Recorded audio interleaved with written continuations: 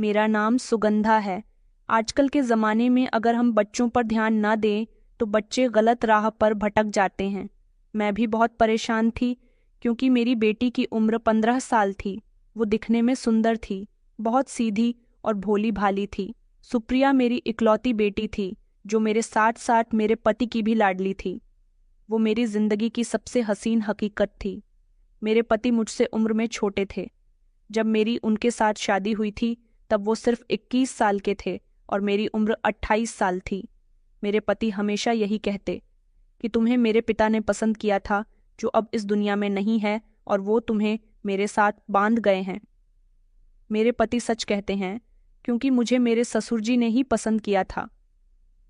उनको अपने बेटे के लिए एक सुशील संस्कारी लड़की की जरूरत थी, लेकिन उनको ये नहीं पता था कि उनका पढ़ा लिखा बेटा मॉडर्न लड़कियों को पसंद करता है। मेरे पति विवेक अपने कॉलेज की किसी लड़की से शादी करना चाहते थे, लेकिन उनके पिता ने मुझे पसंद किया था। वो अपने पिता के फैसलों पर अपना सर झुका दिया करते थे। मेरी सास को भी मैं पसंद नहीं थी, लेकिन मेरे ससुर के आगे इस घर में किसी की नहीं चलती थी। वो अपनी मर्जी पर मुझे इस घर की बहू बनाकर लाए थे। मैं उनके सबसे छोटे बेटे की बहू बन गई थी। मैंने हमेशा अपने सास ससुर की बहुत सेवा की थी, जबकि उनकी बाकी की बहुएं तो उन्हें पलट कर भी नहीं देखती थीं। मेरे ससुर तो मेरा बहुत ख्याल रखते थे, लेकिन सास हमेशा इस बात पर अपने पति से शिकायत करती रहती थी कि तुमने मेरे बेटे के पल्ले इतनी बड़ी उम्र की औरत को बांध दिया है। मेरा बेटा इस औरत के साथ बिल्कुल भी खुश नहीं रहता। मेरे पति की भी यही शिकायत रहती थी कि मेरे पिता ने कभी भी मेरी मर्जी के बारे में नहीं पूछा, बस लड़की संस्कारी देखकर मेरा रिश्ता तय कर दिया। ये भी नहीं देखा कि वो मुझसे उम्र में कितनी ज्यादा बड़ी है। मेरे पति की नौकरी अच्छी थी। मैं भले ही उनसे उम्र में बड़ी थी, लेकिन काफी समझदार और घर गृहस्थी को अच्छी तरह से चलने वाली औरत थी। मैं हमेशा अपने पति और सास की तनु भरी बातें सुनती रहती थी। मेरे ससुर बहुत अच्छे इंसान थे। कहते हैं ना कि अच्छे लोग इस दुनिया से जल्दी ही विदा हो जाते हैं। मेरे ससुर भी इस दुनिया से जल्दी ही चले गए थे। पीछे रह गई थी मेरा पीछा लेने के लिए मेरी सास, जिन्होंने मेरी जिंदगी को नर्क बना दिया था, जो दिन रात उठते बैठते चलते फिरते और सोते जागते मुझे ताने देने में कोई कमी नहीं छोड़ती थी। मैं सिर्फ सब्र करती रहती थी। सबसे बड़ा दुख मेरे लिए ये था कि मेरी शादी को 3 साल गुजर गए थे, लेकिन अभी तक मेरे यहाँ कोई संतान नहीं हुई थी। मेरी सास तो ये भी कहती थी कि कमी तुम्हारे अंदर ही है। मेरा बेटा तो जवान है, तुम बड़ी उम्र की औरत हो, ज्यादा देर से शादी होती है तो बच्चे होने में परेशानी ही होती है। तुम उसी परेशानी को झेल रही हो। वक्त के साथ साथ मेरी सास के ताने बढ़ते गए। वो मुझे ऐसी नजरों से देखती थी जैसे मैंने जानबूझकर बच्चे करने पर कोई रोक लगाई हो। मेरे पति भी हमेशा अपनी माँ के कहने में रहते थे। मेरी छोटी छोटी बातों में कमियां निकालते रहते थे। मुझे छोटी छोटी बात पर डांटते रहते थे। मैं अपने मायके जाकर अपनी माँ को जब ये सब कुछ बताया करती थी, लेकिन वो मुझे यही कहती थी कि बेटा सब्र किया करो, औरत का जेवर उसका सब्र ही होता है। एक ना एक दिन तुम्हारी तकदीर भी बदलेगी और सब कुछ ठीक हो जाएगा। तुम्हारा पति तुमसे बहुत प्यार करेगा। लेकिन मुझे तो कहीं से कहीं तक भी ऐसा नहीं लगता था कि कभी मेरा पति मुझसे प्यार से बात करेगा भी, क्योंकि वो तो अब मेरे पास भी अपने मतलब से ही आया करते थे, वरना उन्हें मेरी खुशी और दुख से कोई मतलब नहीं था। वो पूरे के पूरे अपनी माँ के थे। मैं हमेशा भगवान से प्रार्थना करती रहती थी कि मैं सब कुछ बर्दाश्त कर सकती हूँ, बस एक बार वो मेरी सूनी गोद भर दे। शायद मेरी तकलीफ कुछ कम हो जाए और लोग मेरे बारे में जो बातें करते हैं उनसे भी उनका मुंह बंद हो जाए। ऊपर वाले ने मेरी प्रार्थना सुन ली थी और मुझे माँ बनने की खुशी मिल गई थी। मुझे तो ऐसा लगता था जैसे मेरी बरसों की प्रार्थना पूरी हो गई हो। फिर मेरी बेटी सुप्रिया मेरी गोद में आई तो ऐसा लगा जैसे ये मेरी अपनी है। फिर डॉक्टर ने कहा कि मैं दोबारा कभी माँ नहीं बन सकती। ये सब सुनकर मेरे पति और मेरी सास और ज्यादा भड़क उठे थे, क्योंकि ये खबर उन दोनों के लिए किसी गम से कम नहीं थी।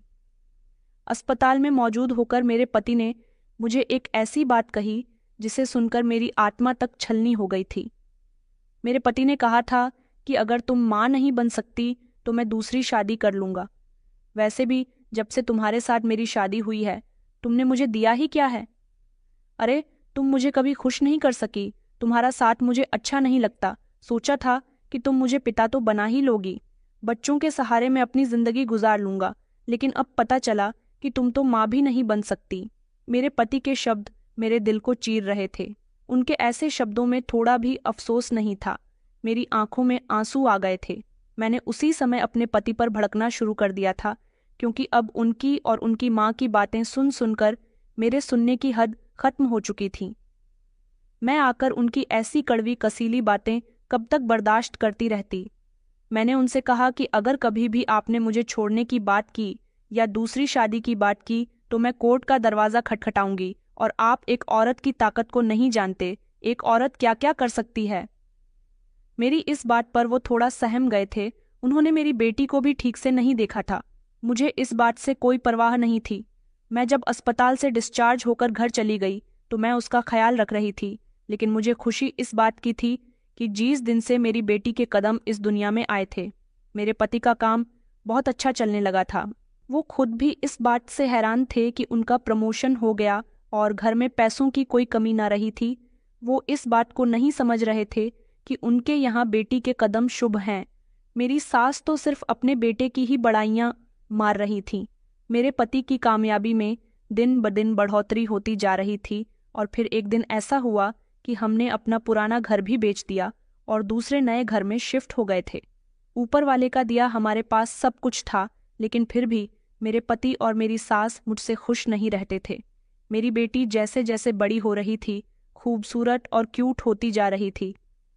मैंने देखा था कि मेरे पति सुप्रिया के साथ खेलते थे, उससे बातें करते थे। शायद वो अपनी माँ से डरते थे, इसलिए वो ज्यादातर चोरी चुपके ही उसके साथ खेला करते थे। ये सब देखकर मुझे यकीन हो गया था कि वो उससे प्यार तो करते हैं, मगर अपनी माँ से बहुत डरते हैं, क्योंकि उनकी माँ हमेशा उनके दिमाग में यही बातें डालती रहती थीं। एक तो इसे माँ बनने का सुख नहीं मिलेगा, और इसने फिर बेटी को जन्म दिया है। अगर बेटे को जन्म देती तो तुम्हारी पीढ़ी आगे बढ़ती। मैंने देखा था। कभी वह अपनी बेटी से न तो ऊंची आवाज में बात करते थे और न ही उसे डांटा करते थे, बल्कि चोरी चुपके उसके लिए खिलौने भी लाया करते थे। लेकिन इन दोनों माँ बेटे को सिर्फ मुझसे ही परेशानी रहती थी। वक्त गुजरता जा रहा था। मैंने अपनी बेटी का एडमिशन स्कूल में करवा दिया था। इस बात पर मेरे पति को तो कोई एतराज नहीं हुआ था, लेकिन मेरी सास कहती थी कि बेटी पर पैसा खर्च करना फिजूल है। अब बहुत साल हो गए थे मुझे अपनी सास और पति की उल्टी सीधी बातें सुनते सुनते। मैं उन लोगों को जवाब दे दिया करती थी, और फिर इसी बात पर लड़ाई झगड़े होते रहते थे। मैंने सोच लिया था कि मैं अब किसी से दबकर नहीं रहूंगी। कभी मैं कुछ कहती, कभी मेरे पति कुछ कहते, तो कभी मेरी सास कुछ कहती। वो लोग जब लड़ना शुरू करते थे और मैं भी उनके साथ उनकी जैसी ही बन जाती थी, जोर जोर से उनको बातें सुनाया करती थी, तो मेरी बेटी बहुत डर जाती थी और सहम कर एक तरफ को बैठ जाती थी। हम लोगों में खूब लड़ाई झगड़े होते थे। मेरे बोलने पर मेरे पति और सास थोड़ी खामोश हो जाते थे, इसलिए मुझे भी बोलना पड़ता था। लेकिन वक्त गुजरने के साथ साथ मेरी सास की उम्र भी होती जा रही थी। एक दिन कुछ ऐसा हुआ कि घर में शांति फैल गई और वो इस दुनिया को छोड़कर चली गई। मेरे पति के ताने अभी भी खत्म नहीं हुए थे। अब तो हम दोनों ही बचे थे, लेकिन फिर भी वो मुझे परेशान करने में कोई कमी नहीं छोड़ते थे, और मैं भी यही समझती थी कि मुझे भी कोई ज़रूरत नहीं है उनसे दबकर रहने की। वो एक कहते तो मैं दो कहती थी। वक्त इसी तरह से गुजरता जा रहा था, और अब मेरी बेटी लगभग 15 साल की हो चुकी थी। मेरे पति का बिहेवियर उसके साथ बहुत अच्छा रहता था, लेकिन वो हम दोनों की झगड़े से बहुत डिस्टर्ब होती थी। एक दिन सुबह सवेरे जब वो सोकर उठी तो हम लोग डाइनिंग टेबल पर बैठे सुबह का नाश्ता कर रहे थे।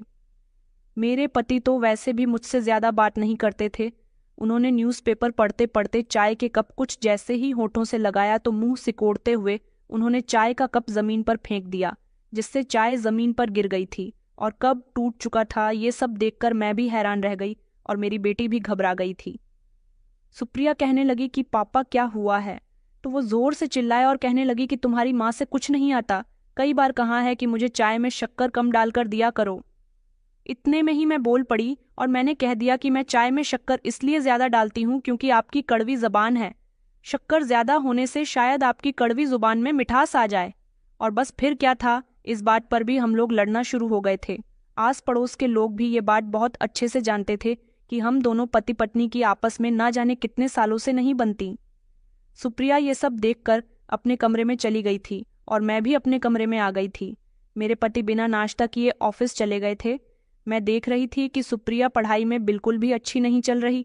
उसका 9th क्लास चल रहा था। मेरे पति कहते थे कि तुम पढ़ी लिखी हो, सुप्रिया को ट्यूशन पढ़ाया करो, लेकिन मैं उसे ट्यूशन कैसे दे सकती थी? घर में 100 काम होते हैं।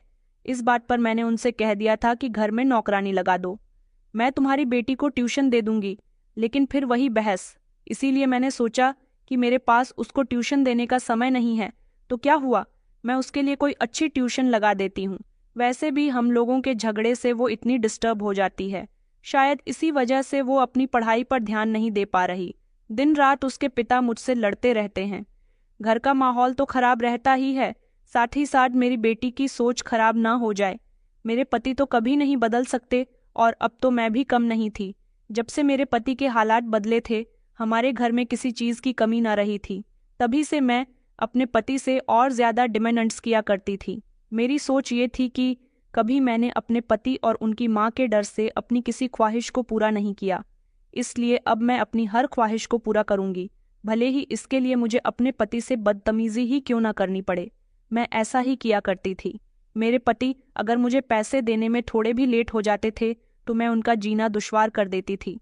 जिस दिन से उनकी माँ इस दुनिया से गई थी, मुझे ऐसा लगता था जैसे इस घर में मेरी जड़ मजबूत हो गई है। लेकिन ये सब कुछ बेटी के सामने होना बिल्कुल भी ठीक नहीं था।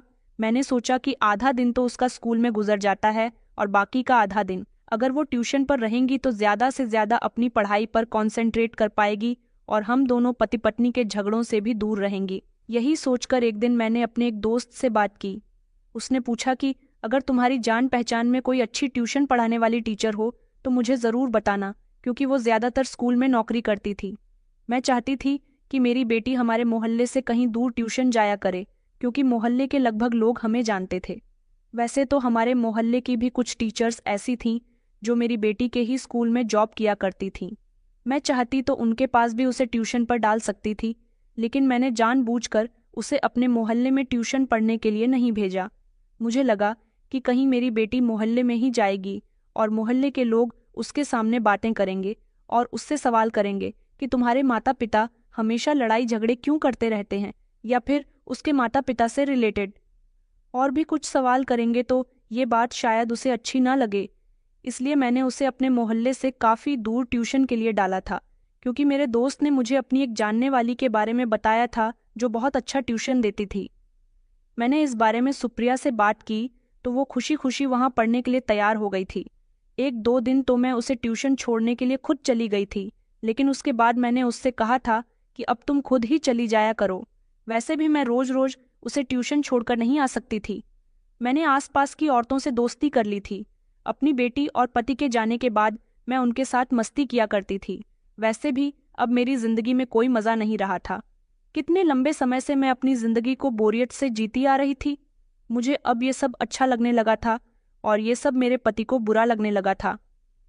अब मैं वहीं किया करती थी जैसा वो किया करते थे। वो अपने दोस्तों के साथ घूमने फिरने के लिए जाते थे तो मैं भी अपने दोस्तों के साथ शॉपिंग पर चली जाती थी। पैसे की कोई कमी नहीं थी। अपने पति का पैसा मैं जितना चाहे लुटाती रहती थी। वो इस बात पर मुझसे शिकायत भी किया करते थे, लेकिन अब तो मुझे उनकी किसी भी शिकवी शिकायत से कोई फर्क नहीं पड़ता था। जिंदगी इसी तरह से गुजर रही थी। अब मैंने घर में एक नौकरानी भी रख ली थी। मेरी बेटी हर रोज स्कूल से आने के बाद शाम के 4 बजे तक ट्यूशन चली जाया करती थी और रात के 8 बजे तक घर वापस आया करती थी। मेरा ध्यान अब अपनी बेटी की तरफ से पूरी तरह से हट गया था। जब वो मुझे नज़र आ जाती थी मैं तभी उससे बात कर लिया करती थी। कुछ ऐसा ही हाल मेरे पति का भी था। वो ज़्यादातर अपने काम में बिजी रहते थे और ऑफिस से आने के बाद अपने दोस्तों के साथ घूमने फिरने के लिए चले जाते थे, और फिर वही कि जब उनका मेरे साथ सामना होता तो फिर हम लोग किसी न किसी बात पर झगड़ना शुरू कर देते थे। अब न तो हम दोनों पति पत्नी अपनी बेटी पर ध्यान दे पा रहे थे और ना ही अपने घर गृहस्थी पर। मुझे अपनी पहले वाली जिंदगी से अच्छी ये जिंदगी लगने लगी थी। मेरे पास इतनी भी फुर्सत नहीं होती थी कि मैं अपनी बेटी से पूछ सकूं कि तुम्हारी पढ़ाई कैसी चल रही है। वो जब भी रात के समय अपने माता पिता के पास बातचीत करने के लिए बैठती थी तो हम दोनों ही उस पर ध्यान नहीं देते थे। एक दिन हम लोग डिनर कर रहे थे। जब वो डिनर करते करते हमें कुछ बताना चाहते थे, इतने में ही मेरे पति के पास किसी की कॉल आ गई। उनके किसी दोस्त ने उनको अपने यहाँ इनवाइट किया था। वो मेरे ही सामने फ़ोन पर बात कर रहे थे और कह रहे थे कि मैं अकेले ही आ जाऊंगा, सुगंधा को साथ लेकर नहीं आऊंगा। तुम अच्छी तरह से जानते हो कि वो कितनी बदतमीज औरत है। मुझसे ये बात बर्दाश्त नहीं हुई कि वो अपने दोस्त से मेरी बुराइयां मेरे ही सामने कर रहे थे। उन्होंने जैसे ही फ़ोन बंद किया, मैंने टेबल से शीशे का जग उठाकर ज़मीन पर दे मारा और अपने पति से कहा कि आप ये ठीक नहीं कर रहे हो विनोद। आप हर किसी के सामने मेरी बुराई लेकर बैठ जाते हो। याद रखना कि मैं भी आपसे कम नहीं हूं।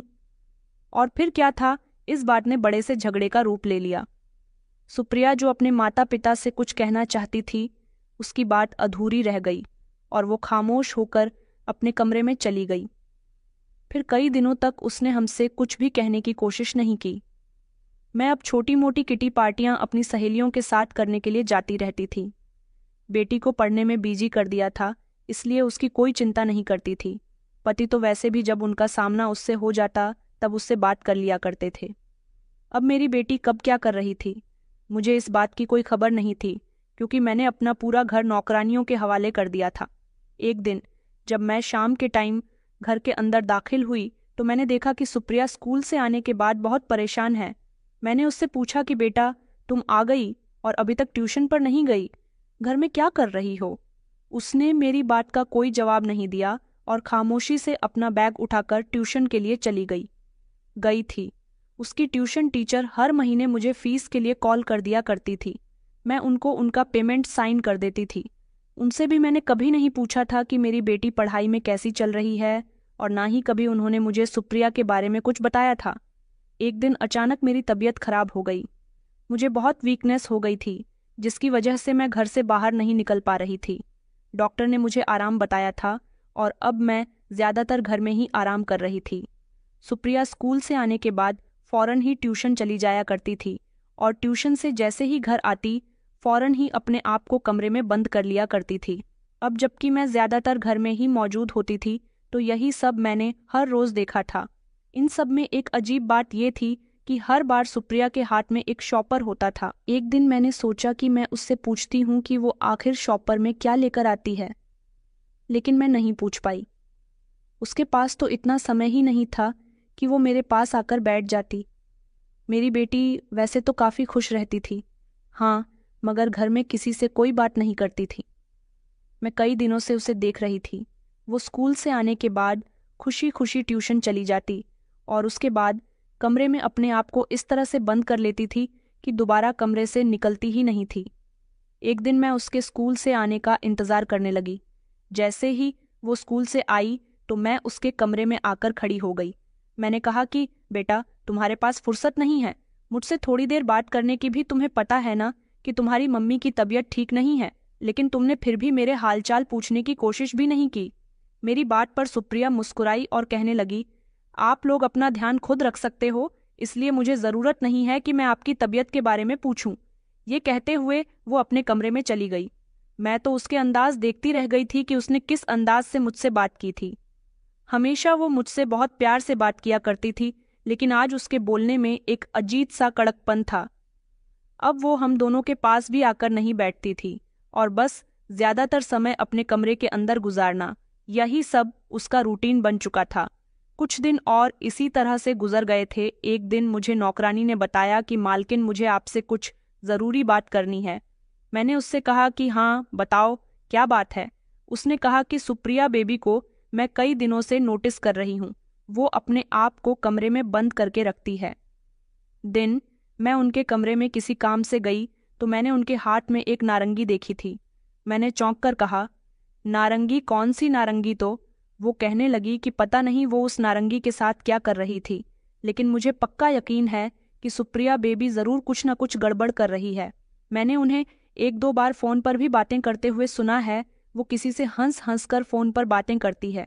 नौकरानी की बातें सुनकर तो मेरा दिमाग घूम गया था।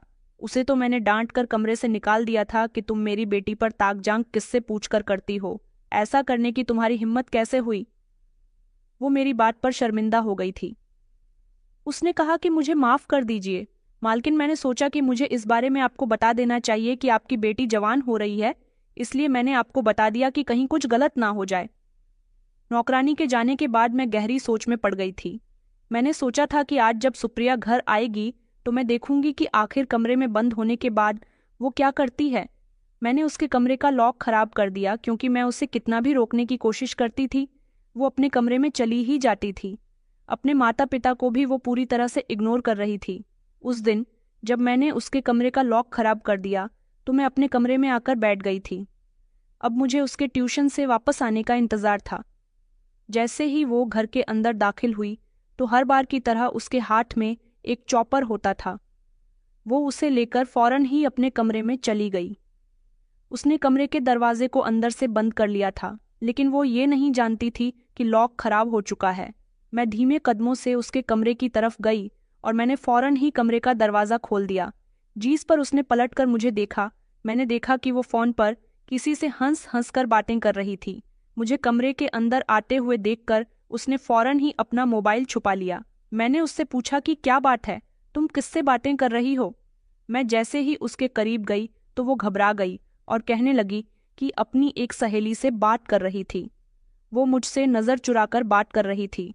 मैंने कहा, तुम आखिर कमरे के अंदर बंद होकर क्या करती रहती हो। उसने फिर से अपना अंदाज बदल लिया और कहने लगी कि आप मेरे कमरे में क्या कर रही हो, आपको कब से फुर्सत मिल गई अपनी बेटी के कमरे में आने की। मैंने कहा, ये तुम हर बार मुझसे किस अंदाज में बात करती हो, जब देखो तब अपने आप को कमरे में बंद कर लेती हो। तुमसे एक सवाल पूछने आई थी कि आखिर यहाँ क्या हो रहा है। उसने कहा, मैं आपको कोई भी जवाब नहीं देना चाहती। ये कहकर वो कमरे से भी चली गई थी और उसने मुझे मेरे सवालों का कोई जवाब नहीं दिया था। अब मुझे ना जाने क्यों सुप्रिया पर शक होने लगा था कि ज़रूर कोई न कोई बात है, मुझे सुप्रिया पर ध्यान देना होगा। कहीं ऐसा ना हो कि मेरी बेटी मेरे हाथों से निकल जाए। नौकरानी उसकी बातें पहले भी सुन चुकी थी, इसीलिए मैंने उससे कहा कि तुम सुप्रिया पर नज़र रखो, देखो कि वो किससे बातें करती है और क्या बात करती है। मुझे याद आया कि नौकरानी ने मुझे किसी नारंगी के बारे में भी बताया था। ये नारंगी का क्या सच था, इस बारे में भी मैंने नौकरानी से ही पता लगाने के लिए कहा था। नौकरानी ने मुझे 2-3 दिन के बाद खबर सुनाई कि उसे सिर्फ इतना पता चला है कि सुप्रिया जब भी घर के अंदर आती है तो शॉपर में नारंगी लेकर आती है और वो नारंगी उसने सुप्रिया के हाथ में कई बार देखी है।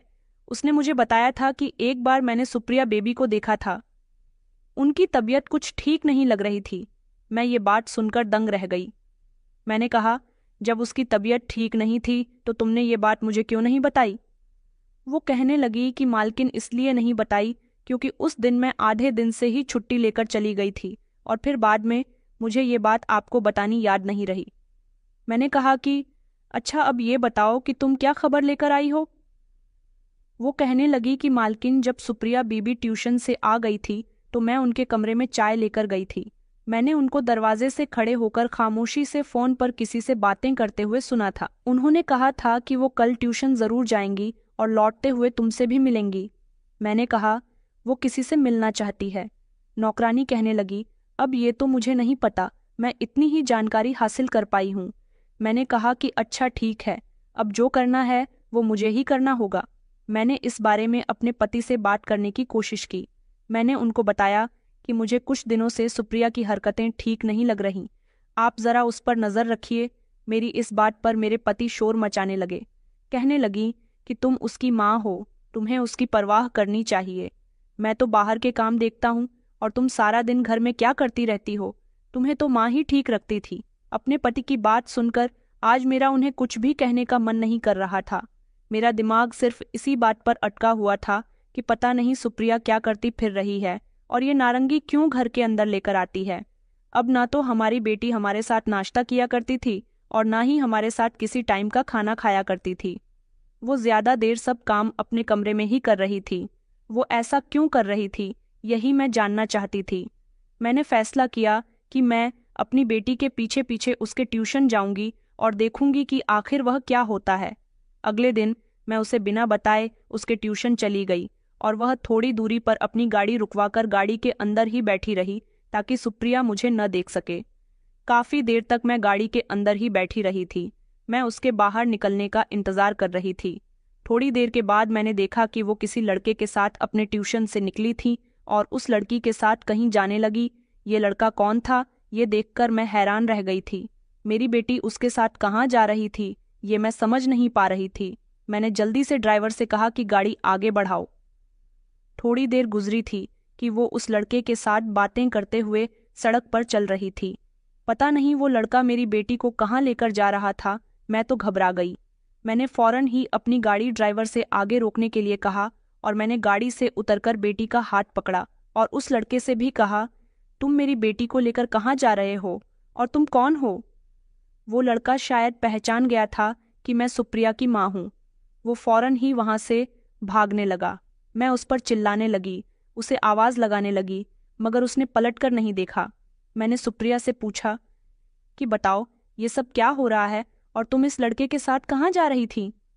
सुप्रिया कहने लगी कि मम्मी, मैं आपको कोई जवाब नहीं देना चाहती। मैंने उसका हाथ झटका और कहा, ये तुम मुझसे किन शब्दों में बातें करती हो? मैंने जबरदस्ती उसका हाथ पकड़ा और उसे अपने साथ गाड़ी में बिठाकर घर ले आई थी। वो जोर जोर से चिल्ला रही थी कि मम्मी मेरा हाथ छोड़ो, मुझे छोड़ दो, मुझे आपको कुछ नहीं बताना। घर जाते ही मैंने उससे कहा कि आखिर मुझे बताओ तुम क्या करती फिर रही हो? तो वो कहने लगी कि मैं आपको क्यों बताऊं? मैंने कहा कि मुझे बताओ आखिर क्या बात है? तो वो कहने लगी, मुझे आप लोग बिल्कुल भी पसंद नहीं हो। आपको क्या जरूरत थी रोहन से ऐसे बात करने की? मैंने कहा, कौन रोहन? वो लड़का कौन था? तो वो कहने लगी कि वो मेरा दोस्त है। मैंने कहा, तुमने कब से लड़कों से दोस्ती करनी शुरू कर दी और वो लड़का तुमसे उम्र में काफी बड़ा है? वो चिल्लाते हुए कहने लगी, क्योंकि मुझे दोस्तों की जरूरत थी, मुझे प्यार की जरूरत है। मुझे जो प्यार देगा, जो मुझे समझेगा, मैं उसी से दोस्ती करूंगी, उसी से बात करूंगी। मैंने जोर से एक थप्पड़ सुप्रिया के मुंह पर मार दिया क्योंकि वो मेरी आंखों में आंखें डालकर मुझसे बातें कर रही थी। मैंने कहा, तुम्हारी हिम्मत कैसे हुई मुझसे ऐसे बात करने की? वो अपने गाल पर हाथ रखकर जोर जोर से रोने लगी और कहने लगी, क्योंकि आप लोग मुझसे प्यार नहीं करते। मैं कभी भी आपके साथ टाइम स्पेंड करने के लिए आती हूँ तो आप दोनों पति पत्नी आपस में झगड़ा करते रहते हो। मुझे अपने माता पिता के साथ की ज़रूरत है, उनके प्यार की ज़रूरत है, लेकिन आप लोगों ने मुझे बचपन से लेकर अब तक वो प्यार नहीं दिया जो अपनी औलाद को देना चाहिए। कई बार मैं आप लोगों के पास अपनी परेशानी लेकर आई थी, मगर आप लोगों ने मेरी बात को कभी सुनने की कोशिश ही नहीं की। मम्मी, आपको नहीं पता कि आपकी बेटी अपने माता पिता का प्यार न मिलने से किस कदर टूट कर रह गई है। मैं जब ट्यूशन जाया करती थी तो वहाँ मेरी मुलाकात रोहन से हुई। रोहन सब लोगों से बहुत हंस हंसकर बातें करता था। मैं देखती थी कि वो मुझसे भी जब हंसकर बातें करता था तो मुझे ऐसा लगा जैसे पहली बार मुझसे किसी ने हंसकर बात की है। मुझे उसका नेचर अच्छा लगा था। धीरे धीरे उसके साथ मेरी दोस्ती हो गई और मैं उसकी दोस्ती में गुम हो गई थी। मुझे ऐसा लगता था जैसे वो मेरा बहुत अच्छा दोस्त बन गया है, मेरा हमदर्द बन गया। मैं उससे कमरे में बंद होने के बाद फ़ोन पर बातें किया करती थी, लेकिन जब भी वो मुझसे मिलता था ट्यूशन में मेरे लिए एक नारंगी लेकर आया करता था और कहता था कि घर जाकर इस नारंगी को खाना, इसका बहुत अच्छा टेस्ट होता है। इसे खाने से तुम्हारा अकेलापन दूर हो जाएगा और तुम्हें किसी की याद नहीं आएगी। क्योंकि मैंने उसे आप दोनों के बारे में बता दिया था कि मेरे माता पिता होते हुए भी मेरे नहीं हैं। वो लोग मुझसे प्यार नहीं करते। वो मेरी परेशानी अच्छी तरह से समझ गया था। उसने मुझे जब वो नारंगी लाकर दी तो मैंने उस नारंगी को बंद कमरे में बैठकर खाना शुरू कर दिया और फिर मुझे अपने माता पिता की दूरी बर्दाश्त करने का हुनर आ गया था। मैंने कहा कि किस तरह की नारंगी? वो लड़का तुम्हें नारंगी क्यों देता है और आज वो तुम्हें कहाँ लेकर जा रहा था? वो कहने लगी कि आज वो मुझे अपने घर लेकर जा रहा था और वो फौरन ही अपनी अलमारी की तरफ गई और अलमारी खोलकर उसने मुझे खूनी नारंगी दिखाई। कहने लगी कि मैं हर दिन शॉपर में डालकर इसे घर ले आया करती थी। मैंने जैसे ही इस खूनी नारंगी को देखा तो मेरे पैरों तले से जमीन निकल गई थी, क्योंकि ये कोई मामूली नारंगी नहीं थी। वो लड़का मेरी बेटी को नारंगी में ड्रग्स मिलाकर दे रहा था। तभी तो मेरी बेटी इसको खाने के बाद बेहोशी की हालत में हो जाती थी और अपने कमरे से बाहर ही नहीं निकलती थी। मैं समझ गई थी कि आज वो मेरी बेटी को अपने घर ले जाने के बहाने उसके साथ कुछ गलत करने वाला था। जैसे ही ये बात मेरी समझ आई तो मैंने अपना माथा पीटना शुरू कर दिया था कि मेरी मासूम बेटी किन किन हालात का सामना कर रही थी और एक हम दोनों माता पिता थे जो अपनी बेटी से बिल्कुल अनजान हो चुके थे। हमने कभी उसके बारे में ये खबर रखने की भी कोशिश नहीं की कि वो क्या कर रही है। ये सब कुछ मेरी और मेरे पति की लापरवाही की वजह से हुआ था। हमारे लड़ाई झगड़ों ने हमें हमारी प्यारी सी बेटी से दूर कर दिया था। मैंने अपनी बेटी को गले से लगाया और कहा कि पागल लड़की, तुम ये क्या कर रही हो? तुम्हें नहीं पता कि वो तुम्हें इस नारंगी में ड्रग्स मिलाकर देता है और तभी तो तुम अपने होश खो बैठती हो। यही वजह थी कि तुम्हें अकेलापन महसूस नहीं होता था, क्योंकि अपने होश में नहीं होती थी तुम। मैंने अपनी बेटी को समझाया कि वो लड़का तुम्हारे लिए ठीक नहीं है, वो तुमसे उम्र में बहुत बड़ा है। वो तुम्हें बेवकूफ़ बना रहा था। तुम्हें नहीं पता कि आज वो तुम्हें अपने घर ले जाकर तुम्हारे साथ न जाने क्या कर देता। ये तो अच्छा हुआ कि मुझे तुम पर शक हो गया और मैं तुम्हारा पीछा करते हुए तुम्हें पकड़कर ले आई। मेरी बेटी रोते हुए कहने लगी कि सबका जिम्मेदार आप लोग हो, आप लोगों ने ही मुझे ऐसा करने पर मजबूर किया। मैं अपनी बेटी की बात सुनकर खामोश रह गई थी। वो बिल्कुल सच कह रही थी। इतने में ही मुझे अपने पति के घर के अंदर दाखिल होने की आवाज़ आई। मैं फौरन ही उनसे बात करने के लिए कमरे में चली गई थी। मैंने सबसे पहले हाथ जोड़कर अपने पति से कहा कि प्लीज़ आज मुझसे झगड़ा मत करना और मेरी बात सुन लीजिए। मैं रो रही थी। मेरे पति इस बात पर हैरान रह गए कि आज मेरी आंखों में आंसू कैसे हैं। मैंने उनको सुप्रिया के बारे में सब कुछ बताया और कहा कि ये सब कुछ हमारी लापरवाही की वजह से हुआ है। आज बहुत बड़ी दुर्घटना होने से बच गई। ये तो अच्छा हुआ कि वो लड़का मुझे देखने के बाद वहां से भाग गया, वरना ना जाने क्या होता। पूरी बात सुनने के बाद मेरे पति की भी आंखों में आंसू आ गए थे। हम दोनों के झगड़े ने हमारी बेटी को हमसे दूर कर दिया था और उसे बदगुमान भी कर दिया था। प्लीज़ अब आप मुझसे झगड़ा करना छोड़ दीजिए, क्योंकि मैं भी आपसे कभी झगड़ा नहीं करूंगी। मुझे नहीं पता था कि हम दोनों के झगड़ों का असर हमारी बेटी की जिंदगी बर्बाद कर देगा।